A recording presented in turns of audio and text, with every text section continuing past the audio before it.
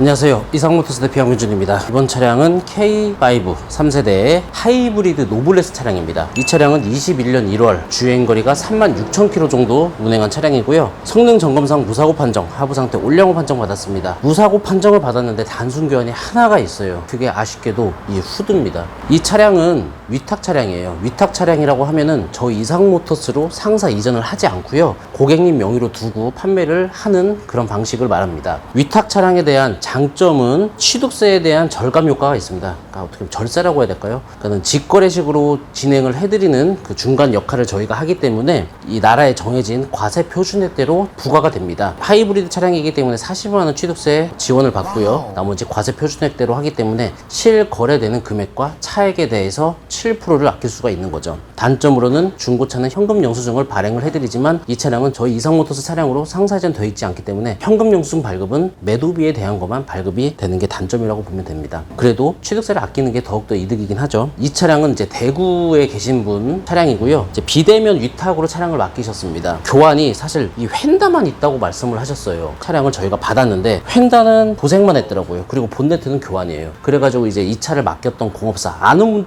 곳이라고 했습니다. 그 아는 곳에서 휀다만 교환을 했다고 들었기 때문에 저한테 그렇게 얘기를 해주셨고, 다시 알아보셔라 말씀을 드렸더니 그쪽에서 잘못 얘기를 한 거예요. 본네트를 교환하고. 그러니까 이게 정말 경미했다고 합니다. 정말 아주 경미했는데 이 본네트가 이 피기가 이제 귀찮으니까 왠지 교환을 했는지 전 모르겠어요. 정말 경미했는데 왜 이거 휀다는 교환이 안 될 정도고 본네트가 교환하면 사실 정말 큰 박치기는 아니에요. 아마도 그냥 작업자가 그냥 교환을 부속을 시켜서 교환을 하고 본네트는 그냥 도색만 하지 않았을까, 아니면 탈부착만 하지 않았을까, 그런 추측을 해봅니다. 차량이 대구에서 올라오는 동안 이 차량에 대해서 운전하신 분께 여쭤봤지만 차량 정말 훌륭하고 뭐 전혀 흠잡을 데가 없다고 하시더라고요. 그리고 저도 운전을 해봤을 때 별다른 뭐 문제점에 대해서 특이사항은 느껴지지 못할 정도로 굉장히 좋은 차량입니다. 이 차량은 노블레스 등급인데 추가 옵션을 총 4가지를 하셨어요. 첫 번째로 컴포트. 컴포트는 이제 실내에 들어가는 이제 시트 옵션이라든지 각종 편의사항에 대한 옵션이죠. 그리고 드라이브 와이즈, 스마트 크루즈 컨트롤이라든지 각종 안전사항에 대한 거죠. 그리고 정품 내비게이션, 그리고 HUD, 헤드업 디스플레이입니다.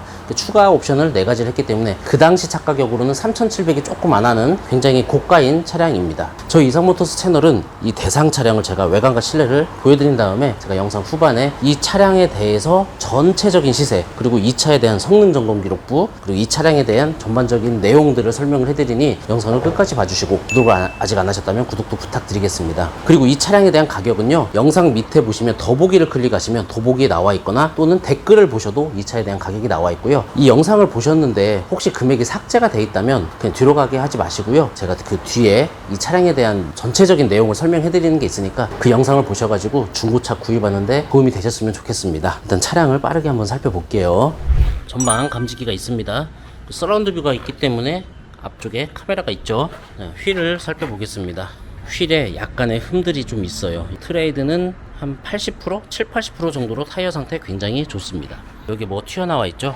블랙박스입니다. 이 차량 4채널 블랙박스가 장착이 되어 있어요. 자, 사이드실 깨끗하죠? 위에서 보시고 문콕 같은 거 있는지 봐도 깨끗합니다. 사이드 미러 끝부분도 깨끗하죠? 뒤에 휠은 흠은 없습니다. 깨끗합니다. 타이어 트레이드, 그러니까 앞에 있는 타이어를 뒤로 넘기신 것 같습니다. 뒤에는 뭐 한 30% 정도로 그렇게 좋진 않고요. 그러니까 앞에는 한 7-80%, 뒤에는 한 3-40% 정도라고 보시면 될 것 같습니다. 후면 보시면 후방에 감지기 카메라 있고요. 트렁크 한번 열어볼게요. 트렁크 공간입니다. 트렁크 깨끗합니다. 전반적으로 깨끗하고 크기도 큽니다. 자, 바닥면 보시면 어디 뭐 습하거나 더럽거나 뭐 얼룩이 짙거나 그런 거 없이 깨끗하고요. 트렁크 뭐 냄새도 악취 같은 거 없이 깨끗합니다. 이 그랜저나 K7 같은 경우에는 이 하이브리드 타입이 이 뒤에 시스템이 뒤에 있기 때문에 이렇게 올라와 있는데, 이 K5하고 뭐 DM8 소나타 등 그런 것들은 이 앞쪽에, 그리고 이 시트 미트 쪽으로 해가지고 시스템이 있기 때문에 트렁크 공간을 넓게 사용할 수가 있어요. 자, 조수석면을 살펴보면은 조수석 휠 깨끗합니다. 트레이드는 마찬가지로 3-40% 정도. 문콕 같은 거 보이는 거 측면으로 봐도 없죠. 아주 깨끗합니다. 사이드실도 깨끗합니다. 사이드미러 보니 후측방 감지기가 있는데요. 이 차량은 후측방 모니터가 있으니까 뭐 2가지로 사용을 하실 수가 있습니다. 조수석 쪽에도 블랙박스 적용되어 있죠. 조수석 휠 약간의 흠은 보이는데 뭐 거의 흠이 안 보일 정도로 깨끗하고요. 타이어 트레이드 굉장히 좋습니다. 자, 엔진룸 살펴볼게요. 지금은 이제 전기 계통으로 흐르고 있기 때문에 아직 엔진 구동이 되지 않아서 조용한 거고요. 아마 설명하다 보면은 엔진이 구동될지도 모릅니다. 차량 주행거리가 짧고 연식이 좋기 때문에 굉장히 깨끗하죠. 구석을 봐도 굉장히 깨끗합니다. 엔진 미션에 대해서는 2026년까지 무상보증이 남아있는 차량으로 안심하고 구입을 하셔도 됩니다. 이런 부위 봐도 아주 깨끗하죠. 뭐 오일이 흐르거나 그런 거 보이지 않고 아주 깨끗합니다.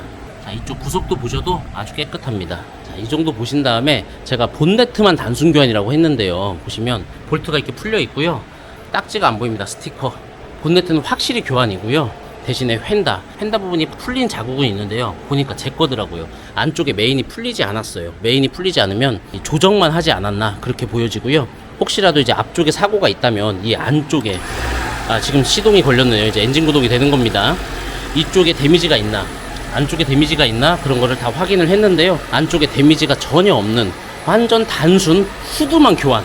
참 아쉽습니다. 후드만 교환되어 있어요. 이 옵션 들어간 차량으로 이 정도 주행거리를 봤을 때는 K5 하이브리드 중에서는 가장 저렴하지 않나 저는 그렇게 생각을 하고 있고요. 엔진룸 이 정도 살펴보시고 실내 상태와 옵션 한번 살펴보겠습니다. 자, 윈도우 스위치, 자동 접이식 밀러 아주 깨끗하죠. 전동 시트 당연히 적용되어 있고요. 보시면 차선에 대한 옵션, 이 버튼은 차량이 방전됐을 때 이 버튼을 누름으로써 강제로 시동을 걸 수 있는 그런 뭐 점프를 한다 뭐 그런 개념으로 보시면 되는 버튼입니다. 주행거리 보시면 36,689km 되어 있고요. 후측방 모니터는 이런 식으로 작동이 됩니다. 핸들 왼편으로는 블루투스, 오른쪽은 크루즈 컨트롤인데 스마트 크루즈 컨트롤이죠. 순정 내비게이션 장착. 자, 서라운드 뷰 작동 잘 됩니다. 공조기 부분 보시면 아주 깨끗하죠. 다이얼식 기어봉 밑으로 보시면 전자파킹, 오토홀드, 드라이브 모드, 열선 핸들, 통풍 시트, 열선 시트 양쪽 다 적용되어 있습니다. 차량 키는 두 개 다 받아놓은 상태고요. 하이패스 시스템 당연히 적용되어 있고요. 블랙박스 보시면 4채널 적용되어 있습니다. 시트는 이제 브라운 시트로 되어 있고요. 워크인 스위치, 이게 옵션입니다. 컴포트 옵션이 들어가야만 적용이 됩니다. 브라운 시트라서 굉장히 좀 깔끔하고 이뻐 보이죠. 도어 트림부터 해가지고 대시보드는 이 카바를 붙여놨는데 이거는 그냥 떨어지는 겁니다. 찐득이에요, 찐득이. 자, 그냥 띄면 그냥 빠집니다. 여기다가 뭐 올려놓고 다니셨나봐요. 그러니까 어디 흠이 있거나 대시보드가 그런 거는 안 보입니다. 그러니까 이 찐득이가 올려놓은 게 아니고 이게 떨어지지 않게 해놓은 찐득이네요. 지금 보니까 이게 잡아주는 거네요. 예전에는 붙이는 거였는데 지금은 붙이는 걸로 안 하나 봅니다. 그리고 HUD, 이게 정말 중요한데, 이 K5는 헤드업 디스플레이 있는 차량이 또 많지가 않죠. 헤드업 디스플레이 적용되어 있습니다. 뒷좌석에 열선 시트 적용되어 있고요. 시트 상태 보시면 모서리 부분으로 해가지고 어디 닳거나 해지는 거 없이 아주 깨끗합니다. 자, 시트 어디 좀 뭐 얼룩이 있거나 그런 것도 보이지 않죠? 깨끗하죠. 코일 매트도 그냥 일반 코일 매트가 아니고 이게 6D라고 하나요? 카바가 따로 있고 그 카바 위에다가 이 코일 매트를 올려놓는 그 매트로 장착이 되어 있습니다. 뒷좌석 송풍구는 중앙에 설치되어 있고요. 차량 크기 같은 경우에 레그룸이나 헤드룸은 굉장히 넓은 차량입니다. 충분합니다. 아주 넓어요. 그랜저는 이거보다 더 넓지만 소나타나 K5도 굉장히 넓은 차량입니다. 레그룸 뭐 발을 이렇게 피고 제가 이렇게 피고 앉아도 굉장히 뭐 좁다 그런 점이 느껴지지 않을 정도로 좋아요. 그리고 하이브리드이기 때문에 굉장히 정숙합니다. 지금 엔진 구동이 되다가 다시 하이브리드로 구동되고 있는데요. 진동이 있을 수가 없죠. 지금 전기이기 때문에 아주 정숙합니다. 지금 현재 시동이 걸려 있는 상태입니다. 천장도 아주 깨끗합니다. 어디 찢어지거나 뭐 담배빵 있거나 그런 거 없어요. 흡연을 하셨는지는 모르겠는데 담배 냄새는 전혀 안 나거든요. 굉장히 실내도 쾌적합니다. 자, 이 정도 살펴보시고 이제 시세와 성능 점검 기록부 한번 살펴볼게요. 시세 한번 알아볼게요. K5 3세대 하이브리드 DL3 가장 저렴한 거 2,190만원부터 가장 비싼 모델은 3,500만원까지 있습니다. 중간선으로 보시면은 한 3,000만원 정도 평균 시세라고 보시면 될 것 같고요. 가장 저렴한 차 한번 살펴볼게요. 자, 가장 저렴한 이유는 12만 3,000km, 주행거리가 좀 있는 편입니다. 12만 4,000km 정도 되네요. 자, 성능 보시면 용도 변경이 있습니다. 렌트의 이력이 있고 단순 교환 두 군데가 있습니다. 성능에는 이제 무사고로 나왔겠죠. 성능은 무사고지만 단순 수준이 있다. 그리고 이렇게 교환이 있는 차는 밑에도 한번 봐야 됩니다. 뭐 특별한 내용은 없네요. 가장 저렴한 이유는 주행거리 때문에, 주행거리가 이제 12만 4,000km 정도 됐으면 고객님들이 좀 많이 생각을 하시는 그런 주행거리이기 때문에 주행거리가 많아서 저렴하게 내놨습니다. 가장 비싸게 나온 3,500만원짜리 차량인데요. 3,500은 조금 좀 과하지 않나 싶은 느낌이 들어요. 주행거리가 12,000km. 그래요. 주행거리도 짧고 그 시그니처에 추가 옵션도 좀 어느 정도 있는 것 같습니다. 이 사진으로 봤을 때 추가 옵션들이 눈에 보이는 것들이 있죠. 그런데 가격이 3,500이면 사실 고객님들이 이 신차와 중고차 또는 중고차로 뭐 이 차가 2021년식인데 뭐 2022년 3년식으로 생각을 하셔도 되는 차량일 수도 있어요. 어떻게 보면 이제 그랜저 하이브리드하고도 차이가 그렇게 많이 나지 않는 그런 차량이죠. 이제 영상 속 차량 볼게요. 이 차량이죠. 성능 보시면 36,600km, 용도 변경 없는데 단순 교환이 이렇게 있어요. 정말 아쉬운 내용이죠. 단순 교환이 있으면 아까 말씀드린 것처럼 이 하부의 이 내용을 봐야 됩니다. 여기 보시면 내용이 하나 있죠. 운전석 휀다 조정.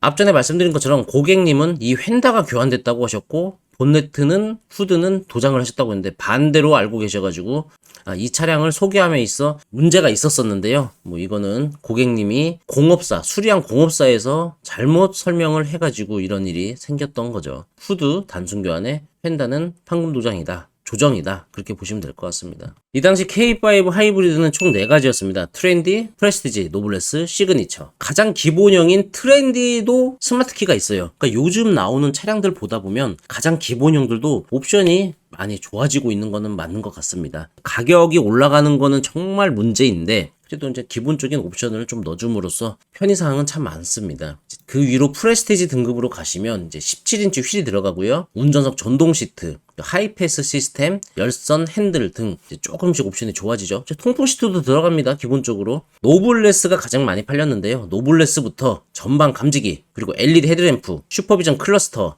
서라운드 뷰, 후측방 모니터 등 고급 옵션이 들어간 게 노블레스입니다. 가장 좋은 시그니처, 앰비언트 라이트가 들어갑니다. 그리고 가장 좋은 차량들은 현대기아차는 가장 특징적인 게 가죽 시트입니다. 나파 가죽이 들어가요. 이제 이 차량은 이제 퀄팅 가죽 시트가 들어가고요.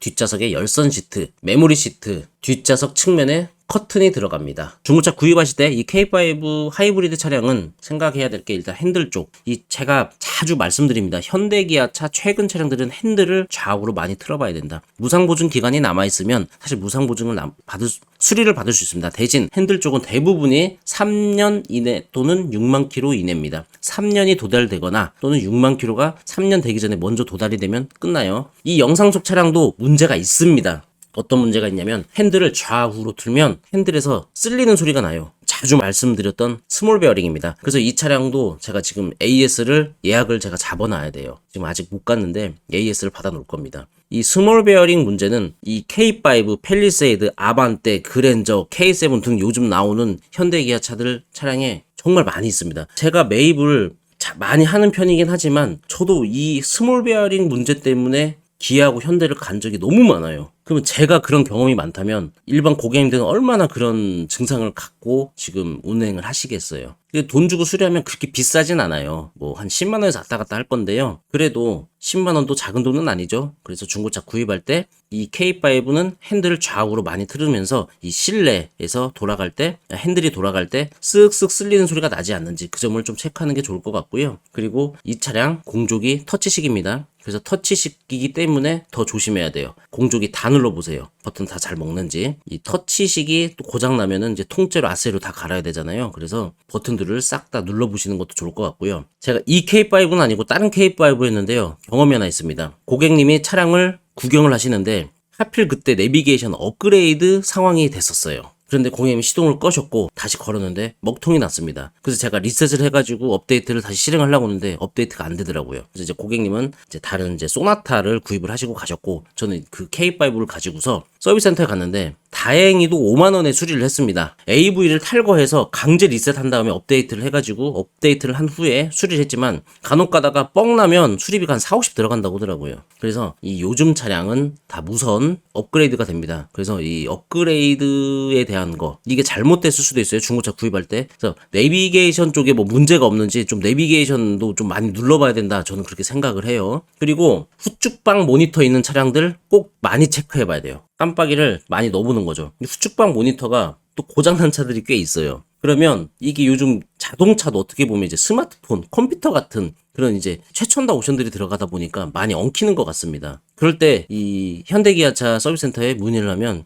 퓨즈 박스를 여신 다음에 커넥트를 빼고 다시 꽂은 다음에 하시면 될 겁니다. 그래요. 바로 그렇게 응답을 합니다. 그렇게 바로 응답한다는 소리는 뭐냐면 문제가 있는 걸 다들 알고 있다는 거예요. 그리고 정말 그렇게 실행을 하면은 정말 그때부터는 모니터가 또 다시 뜨기 시작합니다. 또는 시동을 끄고 한참 있다가 다시 시동을 걸면 작동이 돼요. 후측방 모니터도 만약에 유상 수리를 해야 되는 일이 생기면 비용이 많이 나올 수도 있습니다. 저는 아직 안 해봐서 모르겠어요. 그래서 후측방 모니터, 계기판으로 나와 있는 후측방 모니터도 작동을 많이 해보시는 게 좋을 거라고 저는 생각을 합니다. 그리고 하이브리드는 또 떠오르는 게 있죠. 이질감. 운전하면서 하이브리드 계통에서 이제 엔진이 구동될 때 이질감. 거기에 대해서 많이 고민하시는데 사실 이 K5는 이 3세대부터는 정말 많이 개선돼서 그 점은 많이 고민하실 필요 없을 것 같아요. 시운전을 해보면은 이제 본인이 느끼시는 게 제일 좋긴 한데요. 제가 이 DL3 K5 하이브리드를 운행을 하면서 또는 소나타 DM8 하이브리드 운행하면서 느꼈던 게 가장 와 소리 나왔던 게 이질감이 정말 많이 잡혔다. 그 전까지만 해도 약간 그 엔진 구동될 때 약간 웅 하는 그런 이질감이 좀 있었는데 이 차량부터는 그런 건 없어서 걱정하실 필요는 없을 것 같아요. 이 하이브리드를 이제 구입하시는 분들은 예산을 짜실 때 좀 잘 하셔야 돼요. 나는 기름값 아끼려고 하이브리드 살 거야. 그것만 하시면 안 돼요. 왜냐면 주행이 1년에 뭐 한 2만 킬로도 안 되고 10,000킬로대 하시는데 나는 기름값 아끼려고 하이브리드 살 거야. 그러면 정말 잘못된 계산입니다. 나는 이 조용함과 정숙성 그리고 1년에 한 2만 킬로 이상 탄다. 그런 분들이 사실 사야 되는 게 맞는 차가 하이브리드입니다. 근데 난 주행이 짧아도 난 조용한 게 좋아하면 하이브리드 사야죠. 왜 그러냐면 장점도 있어요. 취득세 40만 원 지원이 됩니다. 조용함과 이 출발 시 부드러움 그런 거를 좀 느끼시는 분들만 사셔야지 나는 무조건 기름값 때문에 하이브리드만 살 거야 하시는 분들은 정말 잘 생각해 보셔야 됩니다. 왜 그러냐면 차값이 비싸잖아요. 신차값도 비싸고 중고차도 비쌉니다. 근데 나는 기름값을 아끼려고 1년에 10,000킬로 타는데 하이브리드 사가지고 한 3년 만에 팔아요. 뭐 나중에 더 받을 수는 있긴 하지만 처음에 초기 비용이 많이 들어가니까 그 점도 좀 체크하시면서 중고차 구입하는데 계획을 잡으셔야 됩니다. 이 정도 말씀드리고 또 후미등이 가끔 가다가 이 K5가 후미등이 참 점점점점 이쁩니다. 그런데 가끔 이빨 빠진 것처럼 중간에 꺼진 것들이 있으니 이 뒤에서 확인이 안 되잖아요. 그러니까 뭐 딜러분 보고 라이트도 켜고 브레이크도 밟아보라고 하면서 뒤에서 후미등 체크 한번 하시면서 중고차 구입하시는 게 좋을 것 같습니다. 이상으로 K5였고요. 제가 또 검정색 가솔린 차량도 매입을 했거든요. 지금 광택도 끝났습니다. 그것도 빨리 준비하고 찾아뵐게요. 뭐 궁금하신 점은 언제든 카톡 전화 댓글 주시면 제가 친절 상담 약속드리겠습니다. 또 찾아뵐게요. 감사합니다.